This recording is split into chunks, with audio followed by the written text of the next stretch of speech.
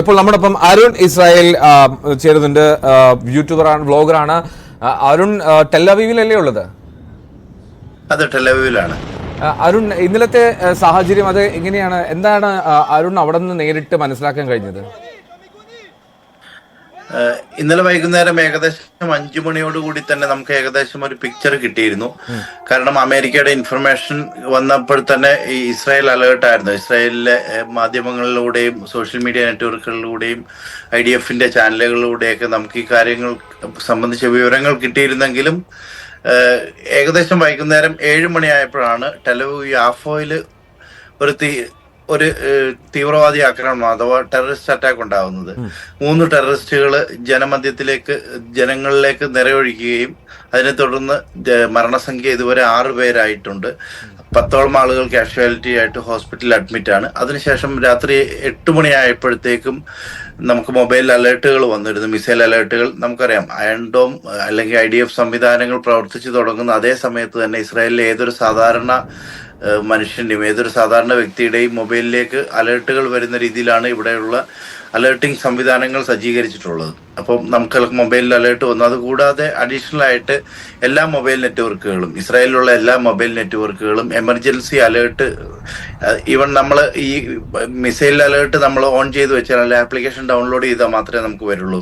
പക്ഷേ എല്ലാ നെറ്റ്വർക്കുകളിലേക്കും തന്നെ രാജ്യവ്യാപകമായിട്ട് അലേർട്ടിംഗ് മെസ്സേജുകൾ വന്നിരുന്നു. അതിനെ തുടർന്ന് സൈറൻ സൗണ്ട് ആരംഭിക്കുകയും പെട്ടെന്ന് തന്നെ എല്ലാവരും ബങ്കറിലേക്ക് മാറുകയാണ് ഉണ്ടായത്. ഞാൻ മനസ്സിലാക്കുന്ന ഒരു 90% ആളുകളും ആക്സസബിൾ ആയിട്ടുള്ള ബങ്കറുകളിലേക്ക് മാറിയിരുന്നു ഇസ്രായേലിൽ. അതുകൊണ്ട് തന്നെ ഇത്രയും മേജർ കാഷ്വാലിറ്റീസ് ഒന്നും ഉണ്ടായിട്ടില്ല. ടെലവീവിലെ ഒരു റെസ്റ്റോറൻറ്റിലേക്ക് മിസൈൽ ഡയറക്റ്റ് ഹിറ്റ് ചെയ്ത് 3 പേര് ഹോസ്പിറ്റലൈസ്ഡ് ആയിട്ടുണ്ട്. ഇസ്രായേൽ സ്വദേശികൾ തന്നെയാണ് അവർ. അതല്ലാതെ വേറെ കാഷ്വാലിറ്റീസ് ഒന്നും ആളുകൾക്ക് ഉണ്ടായിട്ടില്ല. അതുപോലെ തന്നെ പെട്ടെന്ന് തന്നെ മാറിയത് കൊണ്ട് പക്ഷേ വലിയ രീതിയിലുള്ള ഒരു ഭീതി ആളുകളിൽ ഉണ്ടായിരുന്നു എന്നുള്ളത് സത്യമാണ്. പ്രത്യേകിച്ച് ബാലിസ്റ്റിക് മിസൈലുകൾ എന്ന് പറയുന്നത് അത്ര സ്വാഭാവികമായിട്ടുള്ള ഒരു സംഭവം അല്ലാത്തത് കൊണ്ട് തന്നെ ഇതിൻ്റെ ഒരു സൗണ്ടും നമ്മൾ ഈവൻ ബങ്കറിലാണെങ്കിൽ പോലും ആ ബങ്കറിൽ വല്ലാത്ത രീതിയിൽ കുലുക്കവും വൈബ്രേഷനൊക്കെ അനുഭവപ്പെടുന്ന ഒരു സാഹചര്യം ഉണ്ടായിരുന്നു. അത് ഇസ്രായേലിനെ കുറച്ചു നേരത്തേക്കെങ്കിലും ഇസ്രായേലിലെ ഒന്ന് സ്ട്രക്കായി എന്ന് വേണമെങ്കിൽ നമുക്ക് പറയാം, അല്ലെ സ്ട്രക്കായി എന്ന് വേണമെങ്കിൽ നമുക്ക് പറയാം. അതല്ലാതെ ഒഴിച്ചു മാറി കഴിഞ്ഞു കഴിഞ്ഞാൽ പെട്ടെന്ന് തന്നെ ഇസ്രായേലിലെ ജനജീവിതം എന്ന് പറയുന്നത് എന്തൊക്കെ പ്രതിസന്ധികളും പ്രശ്നങ്ങളും ഉണ്ടായാലും പെട്ടെന്ന് റിയാലിറ്റിയിലേക്ക് തിരിച്ചു വരുന്ന, സ്വാഭാവിക ജീവിതത്തിലേക്ക് തിരിച്ചു വരുന്ന ആളുകളാണ് ഇസ്രായേലിലെ ആളുകൾ. സോ ഏകദേശം 8 to 8:30 വരെ നീണ്ടു നിന്നെങ്കിലും തുടർന്നുള്ള നിമിഷങ്ങളിൽ തന്നെ വീണ്ടും ജനജീവിതം സാധാരണഗതിയിലേക്ക് തിരിച്ചു വരികയാണ് ഉണ്ടായത്. അരുൺ, അതായത് ഒരു അരമണിക്കൂർ സമയമാണോ ഈ ആക്രമണം നടന്നത്? ഏകദേശം 181 ബാലിസ്റ്റിക് മിസൈലുകളാണ് ഇസ്രായേൽ ഗവൺമെന്റ് ഒഫീഷ്യലായിട്ട് ഇപ്പോൾ പുറത്തു വിട്ടിട്ടുള്ളത്. അപ്പം ഏകദേശം അരമണിക്കൂർ 35 മിനിറ്റോളം നീണ്ടു നിന്നിരുന്നു. അരുൺ, ഈ അവിടുത്തെ ജനങ്ങൾ, ഇപ്പോൾ നമ്മൾ മലയാളികൾ ഒരുപാടുണ്ട്, ഇന്ത്യക്കാർ ഒരുപാടുണ്ട്, അതിനൊപ്പം തന്നെ അവിടുത്തെ ജനങ്ങളും ഈ ഒരു സാഹചര്യത്തെ നോക്കിക്കാണുന്ന ഒരു ആശങ്കയുണ്ടാകുമല്ലോ. അത് സധൈര്യം നേരിടുക എന്നതാണ്. എന്താണ് അതിൻ്റെ അവരുടെ ഒരു മാനസികാവസ്ഥ? തീർച്ചയായിട്ടും പ്രത്യേക സാഹചര്യത്തിൽ, പ്രത്യേകിച്ചും ഇങ്ങനെ ഒരു അറ്റാക്ക് പല സ്ഥലത്തു നിന്ന്, അല്ലെ 3/4 ഏരിയയിൽ നിന്നൊരു അറ്റാക്ക് വരുന്ന ഒരു സാഹചര്യം വരുമ്പോൾ, ഇതിനു മുന്നേ ഫലസ്തീനുമായിട്ടും അല്ലെങ്കിൽ ഹമാസുമായിട്ട് മാത്രം ഒറ്റപ്പെട്ട രീതിയിലുള്ള ഒരു അക്രമം അല്ലെങ്കിൽ ഏകപക്ഷീയമായ രീതിയിലുള്ള ഒരു അക്രമമായിരുന്നു നടന്നിരുന്നെങ്കിൽ, ഇത് 3 വശത്തുനിന്നും ആക്രമിക്കപ്പെടുന്ന അല്ലെങ്കിൽ ആക്രമിക്കപ്പെടാൻ സാധ്യതയുള്ളൊരു സാഹചര്യം നിലവിലുള്ള അപ്പോൾ തീർച്ചയായിട്ടും ആളുകളെല്ലാം ആശങ്കയിലാണ്. ഇവിടെ ജോലി ചെയ്യുന്ന ഇന്ത്യക്കാരെന്ന നിലയിൽ നമ്മൾ, അല്ലെങ്കിൽ ഫോറിൻ വർക്കേഴ്സ് എന്ന നിലയിലും ഇസ്രായേലീസിനും അതിൻ്റെതായിട്ടുള്ള ടെൻഷൻ ഉണ്ടെങ്കിൽ പോലും ഇസ്രായേൽ ഗവൺമെന്റിലും IDF-ന്റെ സംവിധാനങ്ങളിലും ജനങ്ങൾ പൂർണ്ണമായിട്ടും വിശ്വാസം അർപ്പിക്കുന്നു. നാളിതുവരെ ഉള്ള നമ്മുടെ ഒരു അനുഭവം അങ്ങനെയാണ്. അതുകൊണ്ട് തന്നെ തുടർന്നും ആ ഒരു IDF-ന്റെ ഇസ്രായേലിന്റെ പ്രൊട്ടക്ഷൻ നമുക്ക് തുടർന്നും കിട്ടുമെന്നുള്ള വിശ്വാസത്തിൽ തന്നെയാണ് സ്വദേശീയരും വിദേശീയരുമായിട്ടുള്ള എല്ലാവരും.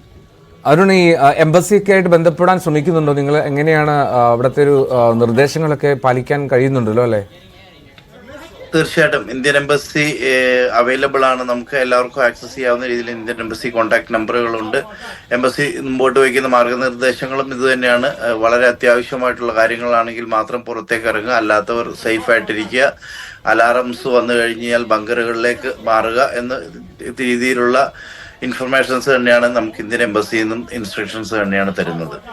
അരുൺ, ഈ പരിചിതമല്ലാത്ത സാഹചര്യം ആയതുകൊണ്ട് ചോദിക്കുകയാണ്, ഈ ബങ്കറുകൾ ഒരുക്കിയിരിക്കുന്നത് എങ്ങനെയാണ്? എത്ര ദൂരം ഇടങ്ങളിൽ ബങ്കറുകളുണ്ട്? എങ്ങനെയാണ് അതിലേക്കുള്ള ആക്സസ് ഒക്കെ എങ്ങനെയാണ്? നമ്മൾ ഇസ്രായേലിൽ ഒരു ബിൽഡിംഗ് പ്ലാൻ ചെയ്യുമ്പോൾ തന്നെ ആ ബിൽഡിംഗ് പ്ലാനിനോട് കൂടെ മസ്റ്റായിട്ട് മാൻഡേറ്ററി ആയിട്ടും ചേർത്ത് വെക്കേണ്ട ഒന്നാണ് ബങ്കറുകൾ അല്ലെങ്കിൽ സേഫ്റ്റി റൂമുകൾ എന്നുള്ളത്. അപ്പൊ എല്ലാ ബിൽഡിങ്ങിലും തന്നെ മോസ്റ്റ് ഓഫ് ന്യൂ ജനറേഷൻ ബിൽഡിങ്ങുകളിലെല്ലാം തന്നെ ബങ്കറുകൾ ഉണ്ടാവും. അതല്ലാതെ നമ്മൾ ജോലി ചെയ്യുന്ന അല്ലെങ്കിൽ താമസിക്കുന്ന സ്ഥലങ്ങളുടെ അടുത്ത് തന്നെ എപ്പോഴും തന്നെ ഒരു 300 മീറ്റർ ചുറ്റളവിൽ ബങ്കറുകൾ ഉണ്ടാവും. ഒരു മിസൈലിന്റെ അലേർട്ട് സൈറൻ വന്നു കഴിഞ്ഞാൽ ഏകദേശം 1 മിനിറ്റ് 38 സെക്കൻഡിനും 50 സെക്കൻഡിനും ഇടയ്ക്ക് 1.5 മിനിറ്റ് സമയത്തിനുള്ളിൽ നമുക്ക് ടൈം പീരീഡ് കിട്ടും എന്നുള്ളതാണ് കണക്കാക്കപ്പെടുന്നത്. അതായത് അയൺ ഡോം ഈ മിസൈലിനെ അറ്റാക്ക് ചെയ്യാനായിട്ട് ഏകദേശം അത്രയും സമയം എടുക്കും. അപ്പോൾ ആ ഒരു സമയം കൊണ്ട് നമുക്ക് ആക്സസിബിൾ ആയിട്ടുള്ള ബങ്കറുകൾ ഇസ്രായേലിൽ വിവിധ സ്ഥലങ്ങളിൽ അവൈലബിൾ ആണ്. ഈവൻ ബസ് സ്റ്റേഷനിലായിക്കോട്ടെ, പൊതു സ്ഥലങ്ങളിലായിക്കോട്ടെ, റെയിൽവേ സ്റ്റേഷനിലായിക്കോട്ടെ, പാർക്കുകളിൽ, അങ്ങനെ എല്ലാ സ്ഥലങ്ങളിലും തന്നെ. ഈവൻ നമ്മളിപ്പോ റോഡിലൂടെ ട്രാവൽ ചെയ്തുകൊണ്ട്, ഇന്നലെ ഈ ഒരു സംഭവം ഉണ്ടായ സമയത്ത് ഞാൻ ട്രാവൽ ചെയ്തുകൊണ്ടിരിക്കുകയായിരുന്നു. പെട്ടെന്നാണ് അലാറം വന്നത്. ഈവൻ സിഗ്നലിലാണെങ്കിൽ പോലും നമ്മൾ വണ്ടി അവിടെ തന്നെ നിർത്തിയിട്ടിട്ട് അടുത്ത ഏതാണ് ബിൽഡിംഗ്, ആ ബിൽഡിങ്ങിന്റെ ബങ്കർ നമുക്ക് അഭയം തേടാവുന്നതാണ്. അതിനുശേഷം ഈ ഒരു ഇഷ്യൂസ് കഴിഞ്ഞതിന് ശേഷം, അല്ലെങ്കിൽ ആ ഒരു സേഫ്റ്റി അലാറം കഴിഞ്ഞ് വീണ്ടും 1-2 മിനിറ്റ് അവിടെ വെയിറ്റ് ചെയ്തതിന് ശേഷം പുറത്തെ സാഹചര്യം വിലയിരുത്തിയിട്ട് നമുക്ക് കുഴപ്പമില്ല, നമുക്ക് പുറത്തിറങ്ങാൻ പറ്റിയ ഒരു സാഹചര്യമാണെന്ന് വിലയിരുത്തുന്നത് വരെ നമുക്ക് ബങ്കറിൽ തുടരാവുന്നതാണ്. ഓക്കെ, അപ്പോൾ അരുൺ ഇന്നലെ പോയത് പെട്ടെന്ന് കണ്ട ഒരു ബിൽഡിങ്ങിന്റെ ബങ്കറിനുള്ളിലേക്ക് ഓടിക്കയറുകയായിരുന്നു. അതെ, അതായത് ഞാൻ റോഡിൽ ട്രാവൽ ചെയ്തുകൊണ്ടിരിക്കുമ്പോഴാണ് പെട്ടെന്ന് ഈ സേഫ്റ്റി അലാറം വരുന്നത്. അപ്പോൾ തന്നെ നമ്മൾ അവിടെ റോഡിൽ തന്നെ വണ്ടി നിർത്തിയിട്ടതിന് ശേഷം എല്ലാവരും തന്നെ ചെയ്യുന്ന ഒരു കാര്യമാണ്, ഇത് പുതിയൊരു കാര്യമല്ല, ഇസ്രായേലിൽ എല്ലാവരും തന്നെ ചെയ്യുന്ന ഒരു കാര്യമാണ്. അടുത്തുള്ള ബിൽഡിങ്ങിന്റെ അണ്ടർഗ്രൗണ്ട് ബങ്കറിലേക്ക് മാറുകയാണ് ഉണ്ടായത് പെട്ടെന്ന്. നമ്മൾ മലയാളികൾക്ക് അത്രമാത്രം, ഇവിടെയുള്ളവർക്ക് അത്ര പരിചിതമല്ല ഈ സാഹചര്യങ്ങളൊക്കെ എന്നുള്ളതുകൊണ്ടാണ് ഞാൻ ഇങ്ങനെ വിശദീകരിച്ച് ചോദിച്ചത്. ഓർക്കുക പോലും പ്രയാസകരമാണ്, ഊഹിക്കുക പോലും. എത്ര ദൂരത്തിലായിരുന്നു ഈ അരുൺ ഉണ്ടായിരുന്ന ബങ്കറിന്, എത്ര ദൂരത്തിൽ ഈ ആക്രമണം നടന്നിട്ടുണ്ട്? ഏകദേശം ഒരു 4 കിലോമീറ്റർ അടുത്ത് ആയിരുന്നു ഈ മിസൈല് റെസ്റ്റോറന്റിലേക്ക് ഹിറ്റ് ചെയ്തത്. അതുപോലെ തന്നെ യാഫോ ഏകദേശം 3 കിലോമീറ്റർ ദൂരെ ആയിരുന്നു, ഞാൻ ഉണ്ടായിരുന്ന 3 കിലോമീറ്റർ ദൂരെയായിരുന്നു ടെററിസ്റ്റ് അറ്റാക്ക് ഉണ്ടായിരുന്നത്. ഈ ആ ബിൽഡിങ്ങുകൾ അവിടെ ഒരുപാട് നാശനഷ്ടം ഉണ്ടായിട്ടുണ്ടോ? ഈ മിസൈൽ ഹിറ്റ് ചെയ്ത 181 ബാലിസ്റ്റിക് മിസൈലുകൾ എന്നൊക്കെ പറയുമ്പോൾ അതിൽ എത്ര എണ്ണം ഹിറ്റ് ചെയ്തു എന്നുള്ളതിൽ വ്യക്തതയില്ല. എങ്കിൽ ഒരു റെസ്റ്റോറന്റും ഒരു സ്കൂളുമാണ് നിലവിൽ റിപ്പോർട്ട് ചെയ്യപ്പെട്ടിട്ടുള്ളത്. അതിൽ ഡയറക്റ്റ് ഹിറ്റ് ഉണ്ടായിട്ടുള്ളത് ഈ സ്കൂളിലും റെസ്റ്റോറന്റും. രാത്രി ആയിരുന്നതുകൊണ്ട് തന്നെ സ്കൂളിൽ ആരും ഉണ്ടായിരുന്നില്ല, ബിൽഡിങ്ങിന് നാശനഷ്ടം ഉണ്ടായിരുന്നു. റെസ്റ്റോറന്റിൽ ഉണ്ടായിരുന്നവരിൽ 3 പേർക്കാണ്, ബാക്കിയുള്ളവർ ബങ്കറുകളിലേക്ക് മാറിയിരുന്നു, 3 പേർക്കാണ് ആ അപകടം സംഭവിച്ചിട്ടുള്ളത്. വളരെ പെട്ടെന്ന് തന്നെ സാധാരണ ഗതിയിലേക്ക് കാര്യങ്ങൾ മാറുന്നുണ്ടോ അരുൺ?